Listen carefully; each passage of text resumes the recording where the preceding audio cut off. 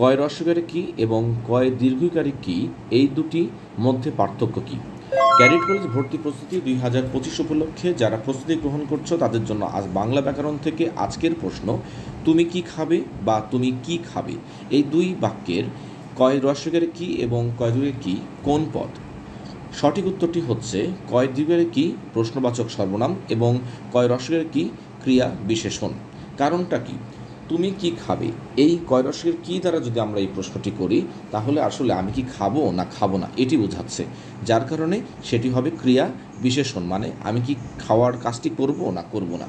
আর কয় দীর্ঘইকারে কি যে বাক্যটিতে রয়েছে যে তুমি কি খাবে, তার মানে এইটিতে বোঝাচ্ছে তুমি কোন খাদ্যবস্তুটি খাবে, এজন্য খাদ্যবস্তুর পরিবর্তে কি ব্যবহার হয়েছে। খাদ্যবস্তুর নামটির পরিবর্তে কয় দীর্ঘইকারে কি ব্যবহার করার কারণে সেটি হয়ে গেছে প্রশ্নবাচক সর্বনাম।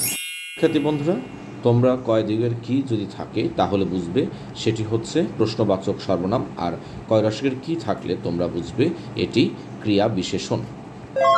এখানে আরেকটি গুরুত্বপূর্ণ কথা আপনাদের বলে রাখি, যেসব প্রশ্নের উত্তর হ্যাঁ বা না দিয়ে দেওয়া যায় সেসব প্রশ্নের বানানে কয় হ্রস্বইকারে কি দিয়ে লিখতে হবে, আর যেসব প্রশ্নের উত্তর হ্যাঁ বা না দিয়ে দেওয়া যায় না সেসব প্রশ্নে কয় হ্রস্বইকারে কি না লিখে কয় দীর্ঘইকারে কি লিখতে হবে।